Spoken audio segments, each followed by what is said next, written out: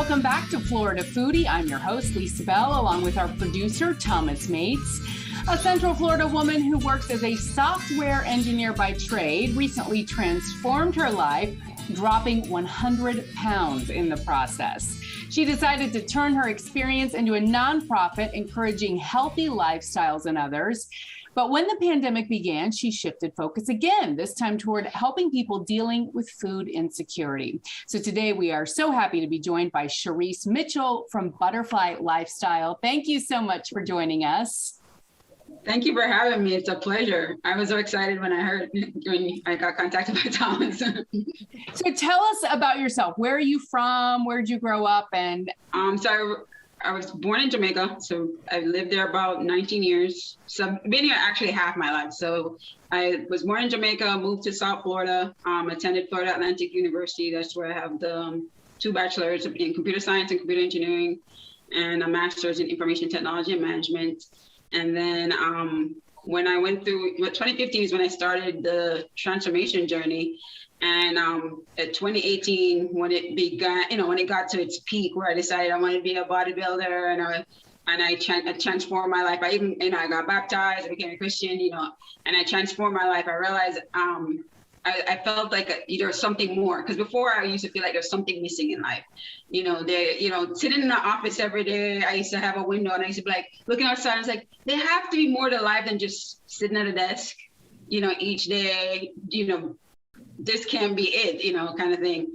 And but when I found myself, is what I call it. I decided I was going to move to Orlando. So I moved here in 2019. And I believe it's been like a blessing to move here, because in South Florida, I'm allergic to everything. Here, I actually thought that I could run, because I didn't know I was a runner. And I moved here without my medication and anything, and found out I could actually run. And then I didn't even realize I was that good of a runner until people were kind of impressed by my time. And I was just like, so I just didn't, it didn't seem like anything. And then I Googled and I was like, oh, okay, I can run. Yeah. And then in the process, I decided, when I decided to move, I said, I'm going to leave. I left my family, my friends. I sold my house, quit my job, and I moved to Orlando. And I said, I'm going to start this nonprofit, and I'm going to, so I got an attorney to help me with paper, because I don't want to mess up God's work. I don't want to mess up this nonprofit. It means too much to me. And then I got injured within like 3 months, and I had an ankle injury. The doctors claimed it was like a minor ankle sprain, but no one could understand why I was still in pain. And, but in the back of my mind, I was like, okay, I'm going to get back on stage. But the ankle injury became one of the biggest blessings ever, because it allowed me to kind of really focus on the nonprofit and to really hone in on what I want, I want to do to help the community. Mm-hmm. So that, that's where my focus shifted from, let me compete and be on the stage, to really, how can I help the community even more? Mm-hmm. So that's when, I was doing, I even got certified as a health and wellness coach and a nutritional wellness consultant, because I didn't want people to see me as the nonprofit founder who lost weight, who thought, because she lost weight, she knows enough to be direct to help others. I wanted to add some credibility to the organization, not just my weight loss. Mm-hmm. So, that's when I started, I helped myself, I helped my friends, I helped anyone who needed it, just to be able to get enough knowledge to see how, how does your diet change? Because before, when I started my weight loss journey, I was someone who didn't, what people didn't realize, that I had all these insecurities. So I never wanted a personal trainer. I didn't want a coach. I was the one who went to the gym. I went to the furthest treadmill you could find. I was hiding the cardio machines. I really just didn't like any of those things. So I started on my own. And I thought, okay, if I cut carbs, rice, because I'm Jamaican, so we eat rice and peas and all these things. And I was like, if I cut all those things, then I should lose weight. And then so I went to a lot of vegetables and and protein.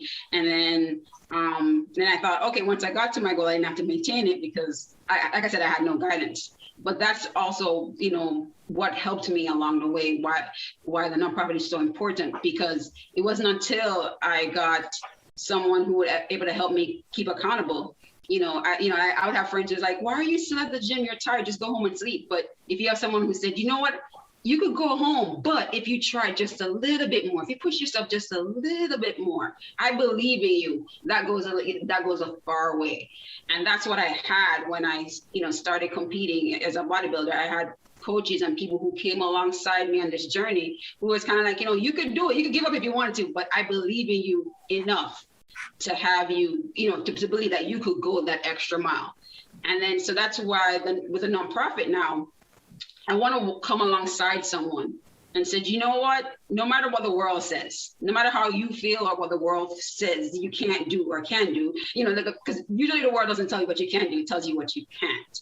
The way society is built these days is that it highlights, your faults, right? What you're not doing so well. It's easier for someone to point out what you're not doing so well versus, hey, good job. So I want to come alongside someone on that journey because you feel defeated when you're, when you go on a scale and you see like the scale isn't moving and you're giving it your all. Mm-hmm. And, you feel defeated when you're, because the way stuff is situated, like if you take it as a diet versus a lifestyle, you feel like if you eat something that you shouldn't on this diet, that you cheated, and now you feel like you messed up. And again, you feel defeated. But if you treat it as a lifestyle, it says, you know what, I can eat something that's not part of my everyday diet, but it's because the lifestyle, that means my next meal, I can fix it. Tomorrow I can fix it. It's just part of who I am, just like I brush my teeth. If you fell asleep, like if you're ill and you forgot to brush your teeth because you really just couldn't, you don't say, oh my God, I have a cavity.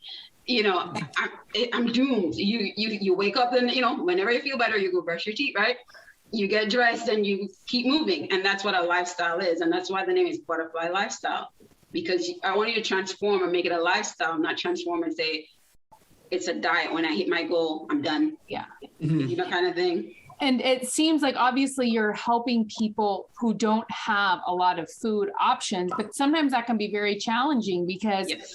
It's hard enough to get food, let alone healthy food, and to incorporate all of that healthy lifestyle into a living when you're just trying to make ends meet. Right. So that's when I pivoted to food, because I was, everyone was like, I don't understand your vision for this nonprofit. It doesn't make sense if you're transforming, like, you're doing health and, you're telling people to lose weight. How did you end up in food? And even my board, they were struggling with a concept.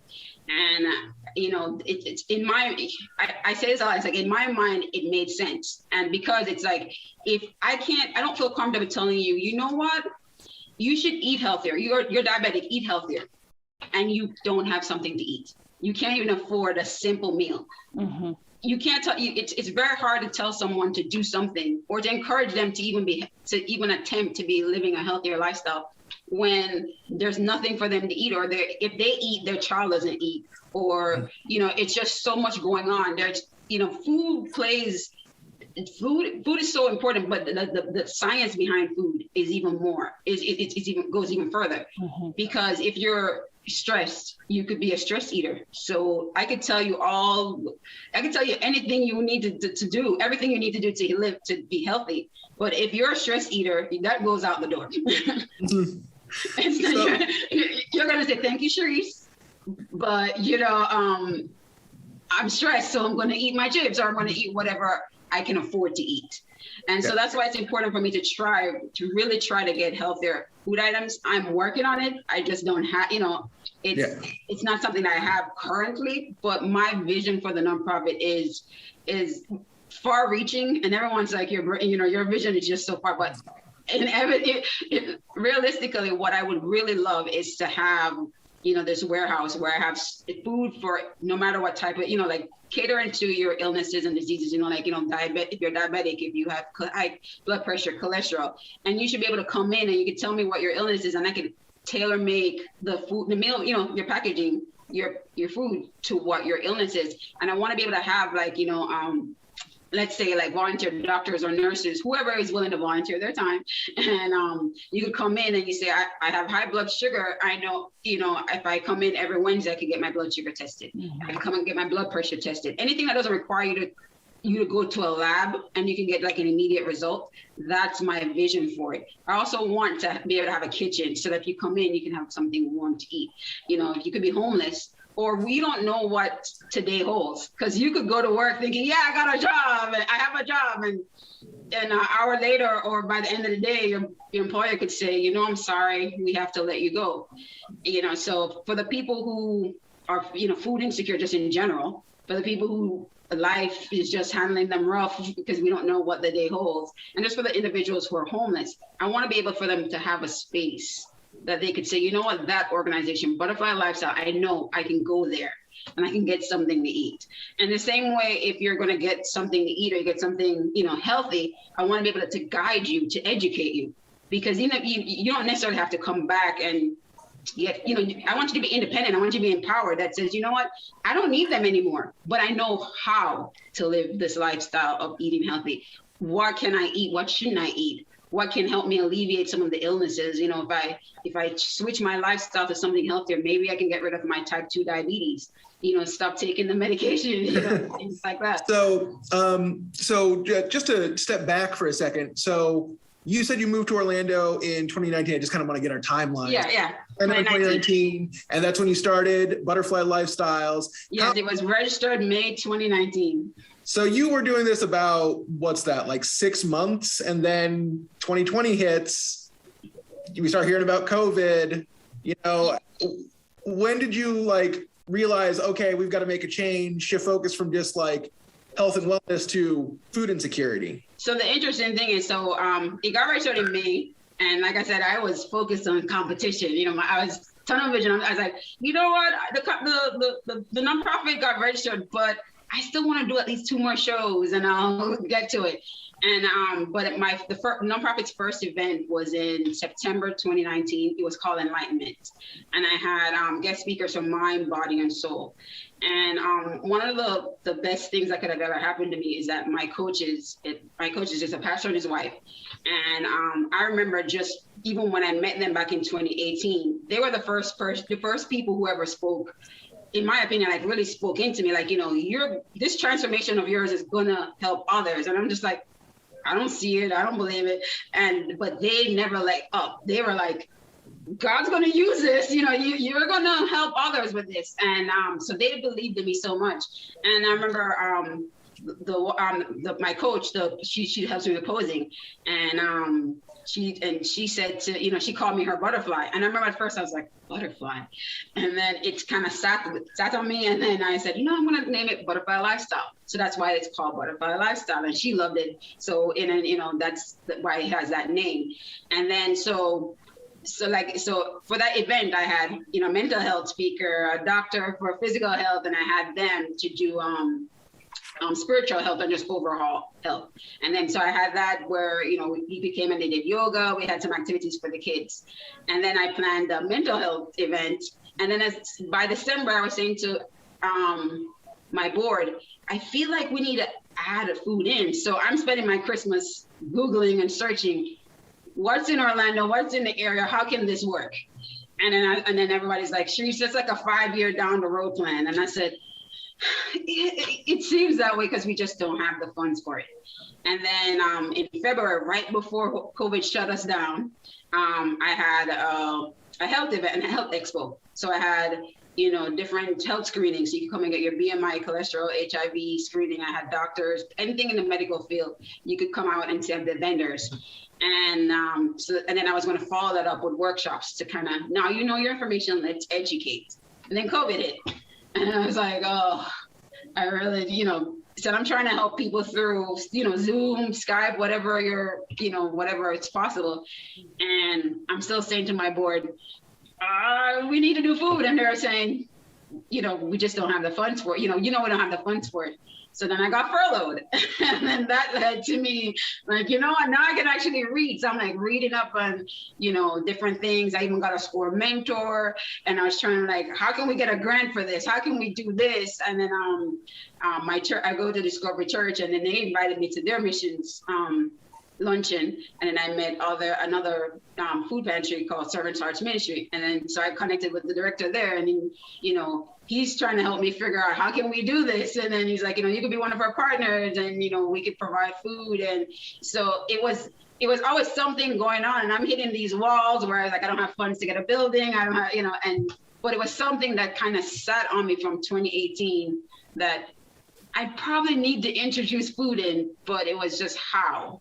And then I got the opportunity to have a free space. And that's how I ended up in Pine Hills. I got a random Instagram message just saying, we saw that you had your first nonprofit event. You had your nonprofit event at Barnett Park. Are you willing to work in Pine Hills? There's a building, that has lots of space. Would you be willing to come and check it out and see? And I remember going there and not knowing who I was going to meet, because Instagram didn't even have like a picture that I could say, is this safe or not? Yeah, right. And I remember going there. It was right before Christmas too. And at Christmas, it gets dark early. So it was dark. And this fella had on, this guy 7, he had on his mask. And I was, my board's like, you're alone. You got to be careful. And they're on the phone like, you got to be careful. And I'm like, I'll be careful. It says it's a church, kind of thing. And, but I felt at peace entering. And I remember speaking to the pastor and he said, what are you interested in doing? And I said, I really want to have a food pantry. And he said, Second Harvest, unfortunately, Second Harvest can't partner with us because they have too many, partners in the area. There's one across the street. But if you can find food, go for it. And I said, okay. And that's, so I start pulling all my resources. I remember Servants Arts Ministry got me connected to another nonprofit. They started helping me figure out different channels. Like, did you try here? Did you contact this place? And I spent time on the computer, searching, connecting, just networking to really be able to get to where it is right now. And I do a lot of praying. So where does the food come from and how do you distribute it so that you make sure that you are meeting people's nutritional needs and providing healthy food?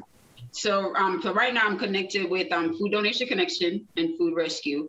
And then, so when I first started, I used the zip code at the church.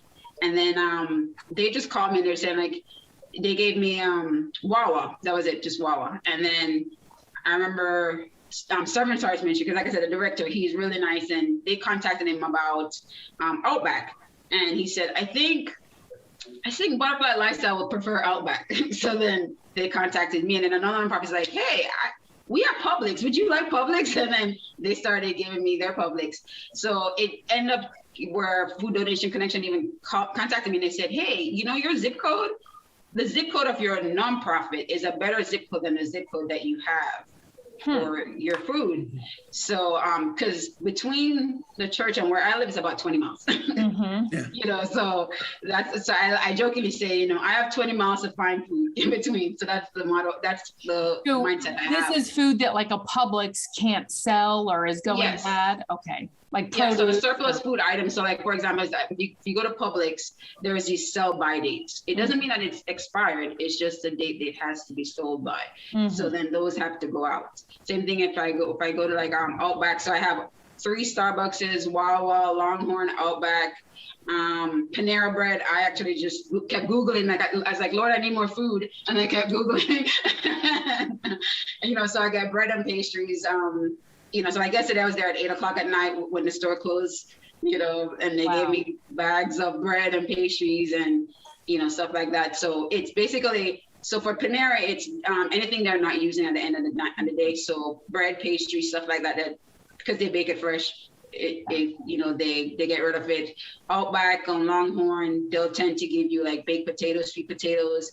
Sometimes you get sirloin, sometimes you get some prime ribs. There's also, I've seen salmon, I got mac and cheese last week. So I never know. I got milk. Sometimes there's milk because Longhorn said, hey, do you just want potatoes? And I said, whatever you want to give me. Right. Yeah. So there's times I see different things, coming through and I'm like, yes. And then, so it's basically like that. And then other nonprofits who would just call me, hey, Butterfly, we don't need all this. Do you want it? Wow. And then, so I spent a lot of time driving. I love the camaraderie that takes place, you know, and the teamwork that goes into this to make sure that food is not being wasted and it's getting into people's hands who really need it. What has the reception been like among people who've come there looking for food, but they end up with like, you know, whole health services? You know, so for me, it's I don't realize the impact I have on people at times. It's when they stop and they say, hey, thank you so much. Or, you know, because one of the things is that when I spoke to you guys before, we've only mentioned Friday food distribution and occasionally and once a month Saturday. But what wasn't mentioned is that on Sundays, I pick up Publix as well. And so I have, and another nonprofit gives me their Wawa on Saturdays, you know, like whatever they pick up on Saturday, they don't want it. So there's times I have Starbucks and Wawa and Publix bread and pastries. So every Sunday I actually attend my church, and then I drive to Pine Hills and I set up a table. And the church itself has its main church, and then they rent space to another church. And I set up the table so both churches get their food. And, you know, so even this week, you know, they're say, hey, I need to lose weight. I'm pre-diabetic. How can you help me? You know, and they're like, okay, Shereece, we're not taking the Wawa sandwiches anymore. Okay. And I'm like, yeah. And I'll try to educate like while I'm there, like, you know, like look at this, for example, a sourdough bread. It has no fat, but it has carbs, you know. It has no sugar, so it's like, try to choose something a little bit healthier, take a rye bread, take a wheat bread, you know, instead of just taking the cakes, you know. And then, for example, it's like, oh, it's my birthday, but I wanted a cake. And I was like, you know, there's, you know, you could take a slice of cake versus, you know, a whole cake, you know, things like that. So I like helping. It's just part of my nature where I find joy helping. And people are like, then why don't you do it as a business? And I said, you know, it gives me more joy when, you know, I do it just out of the kindness of my heart versus me saying, let me put a price tag on it. I don't know if that makes sense to anyone else, but. Absolutely. And you obviously can see the people that you are helping. And I have to imagine they're just so thankful and grateful for, you know, whatever you're providing, whether it's food or knowledge or anything to help them live a healthier life. Yeah, I feel bad when I don't have enough food. And then the car's like, you're finished? Or like, you're finished so early? I'm like, we're so sorry. I'm sorry. Yeah. You know, so I always pray for more food. That's always my prayer. Like, can I get more food? You know, can I try to streamline it? Because in the end, I really don't want it to just be a Friday thing. I want you to be able to come in whichever day of the week. If you know, because you could need, you know, you get on Friday, but if that's finished, what happens the rest of the week? Do you starve? Do you just, you know, so I want you to be able to, pardon? How big is the need? How many people are you seeing week in, week out? So, for example, like 2 weeks ago, we did the Friday food distribution. So usually it's as much, you know, we can see as over 100 carts depending on how much food we have. Because there's times we have a lot of food, and then there's times we have less. You know, depends on what I picked up for the week or what other nonprofits organizations decide they want to send my way to help out. And then so we did the drive-through distribution, and then on Saturday I received I have food from Southeastern Food Bank. And being a faith-based organization, Food Bank, they like their food to go out as an outreach where you spread the gospel, evangelize. And then we end up doing 69 families, which were 69 cars, which totaled out to about 250 people. Mm-hmm. And that was with our Friday distribution. And that's not counting the people who attend the church, who gets stuff on a Sunday, who didn't come on a Saturday, who didn't come on a Friday, you know. So there's always a line, there's always a need. And, you know, so when someone says, well, the pandemic's over, you know, the need isn't there, the need is there.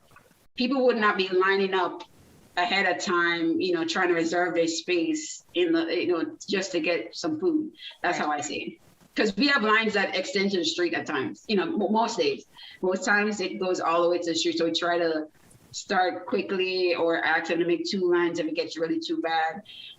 But there are people who will start lining up at 10:30 knowing that we start at 11:30. And sometimes if we're running behind, it's not till 12.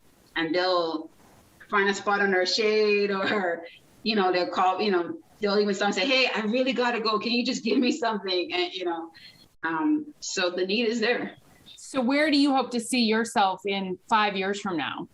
Oh, I would like this nonprofit to be just huge, you know, just to be able to help as many people as possible. So I know everyone thinks my dreams are far-fetched in maybe another 10 years, but my prayer, my hope for the nonprofit, for the organization is to have that building space to be able, I want you guys to come through and I'll call you when I get it, have that building space. If you need exercise, even if you need to work out, we should have enough space for you to do a workout. If you want something to eat, you should be able to find something to eat. You should not have to go hungry. We should have a pantry that's fully stocked, be able to accommodate your nutritional needs. If you need some guidance with your life, I call it lifestyle coaching, not life coaching, let's find what's hindering you from really embracing a healthy lifestyle. Is it that you're emotional eating? Is it that you're, if you're a stress eater, is it that you need education? Let's figure out what's going to empower you on this journey to really live your fullest. And so we have that. And if you just need nutrition guidance, we're there. If you want to have some workshops, that's my vision. Like, we have these workshops, we educate, we have fun, and we live our best lives, right?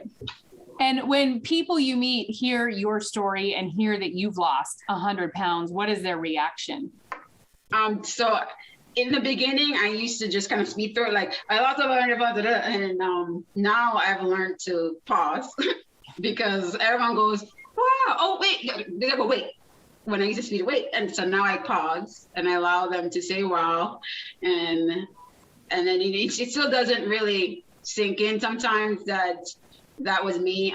Because the interesting thing is that my father, because we're Jamaican, so he hasn't seen me in a few years, and I sent him the before and after that you guys saw on from Paul, and he knew I lost weight because he saw the pictures in between. But when he saw the before and after, he was just like, wow, I never knew you were this big. I didn't know you were that fat. I didn't know, it's like seeing the before and after, and that's the effect everyone has, like, wow, are you serious? There's people who are like, you lost a whole person. And I was like, so it's things like that. And then but the flip side to that is there's people who judge me on my current size, who say, well, you don't understand what we're going through. You're so small. You're so tiny. You don't know what it's like to be overweight. You don't know what it's like to struggle with this, insecurities. You don't know. And I do know. Mm-hmm. I wore a mask for most of my life. So I tell everyone, I started living in 2018. That's where essentially what I tell people. In 2019, I used to walk around calling myself 2.0. And no one could understand why. But for me, it was, I'm now alive. I was surviving. Now I'm living. Because, a healthier lifestyle has given me, the ability to, like I said, I didn't know I could run. Now I can run. I can run 7 miles in an hour. And that's with me still recovering from my ankle injury. If I really push myself, I could probably do more.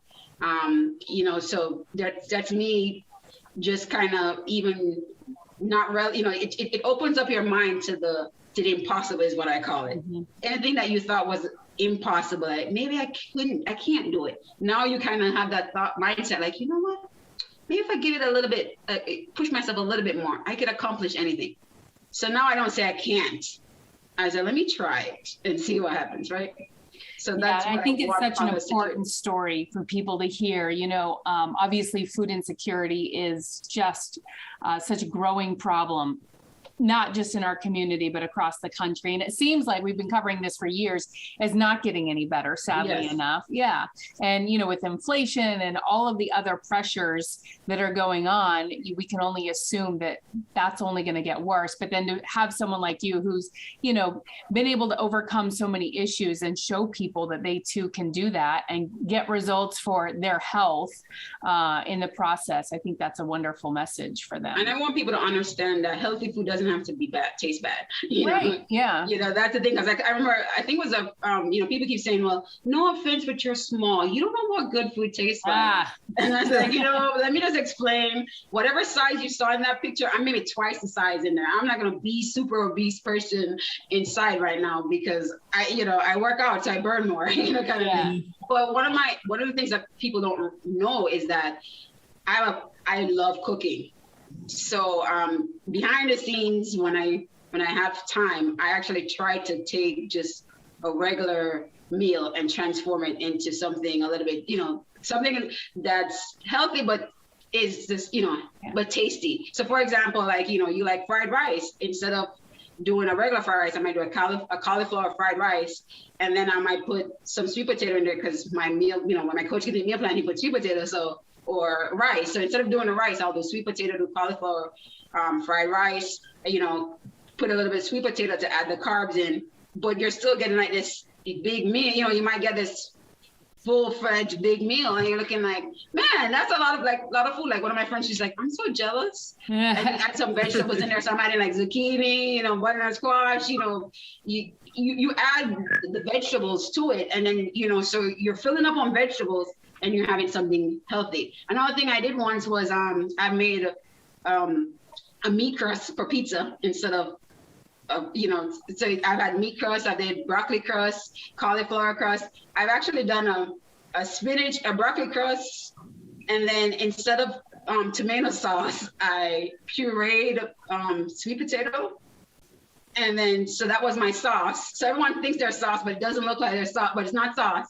And then I added, protein. So I had my chicken, and then at the time my coach said I could have cottage cheese. So I took cottage cheese from another meal. And I said, that milk won't have cottage cheese, and I sprinkle a little bit on top. And, and people are like, that looks delicious, but who does that?